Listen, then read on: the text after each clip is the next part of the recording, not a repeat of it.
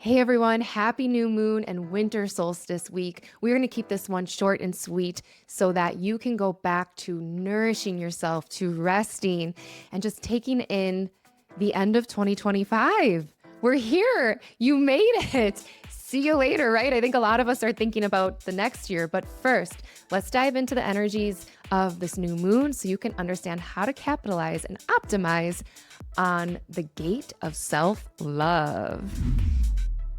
Hey everyone, my name is Dana. I am your human design coach and intuitive guide, and I'm just feeling a breath of fresh air today as I record this to kind of send us off into the new year. This is the last new moon of the year. It coincides with 3-eye Atlas, this thing in the sky that's going to be closest to Earth on the new moon. And then 2 days later, we have the winter solstice.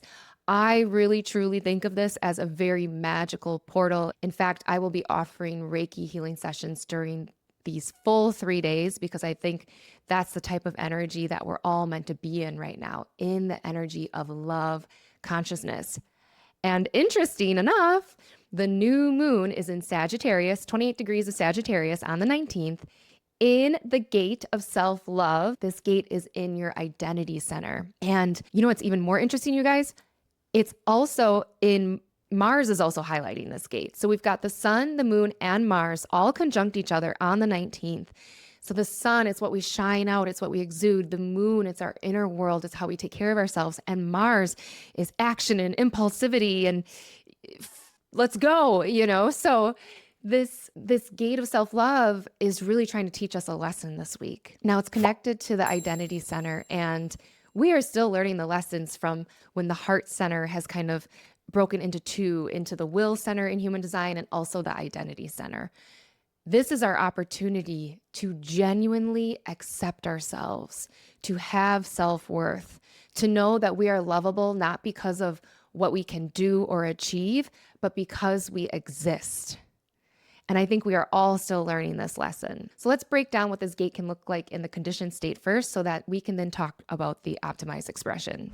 When you're in the lower expression of gate 10, in this identity center, the center for love and direction, you may feel a lack of self-worth. You may feel the pressure to prove your worth through external things, through achievements, through getting validation for something good you did. You may question your lovability, and all of that leads to you settling for less than what you deserve.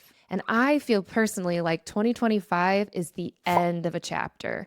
We are going to continue closing out that chapter through January and early February of 2026. And we are taking off into actually what my friend Nicole says is a brand new book. This is not even a chapter. It is a brand new book. So the lower expression of gate 10, when you are questioning your lovability, when you are performing or being your not self in order for other people to like you, you couldn't really bring yourself into that victim consciousness mindset of, why does this always happen to me? Why am I always struggling? You know, all the reasons of why things are not working out for me in my life, or I'm not happy, or I'm not healthy, or I have no money, or whatever that is. This energy is your opportunity to love on yourself first, to accept yourself first for how unique you are, and to know gate 10 is here to tell us all, you are worthy and lovable because you exist, period, the end. Not because of some external thing you achieved. Those are all great, right? When we get to do things.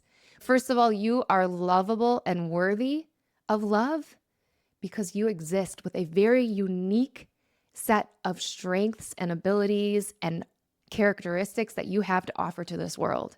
And that's the goal of stepping into this individualistic paradigm that we're moving into, is for each of us to really accept just how incredibly unique we are and really align with our authenticity so that we can be healthy, happy, magnetic, have amazing relationships, have a beautiful human experience.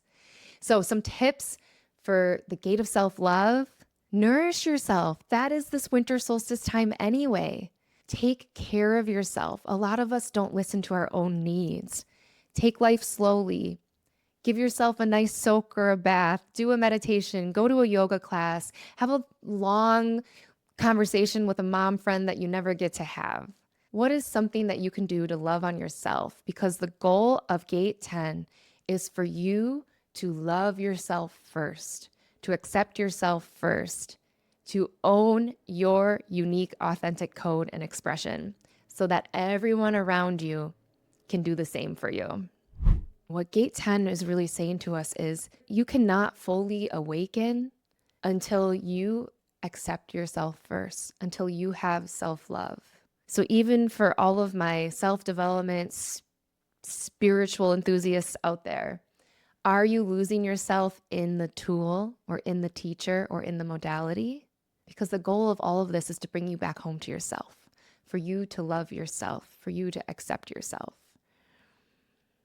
It makes me so excited. So I'm so excited for you guys. I'm wishing you a beautiful, wonderful holiday. And on Christmas Eve, I will be launching a conversation with astrologer Nicole Doyle about 2026 and the transits. It's a really fun conversation where we unpack the biggest outer planet transits that are affecting us all.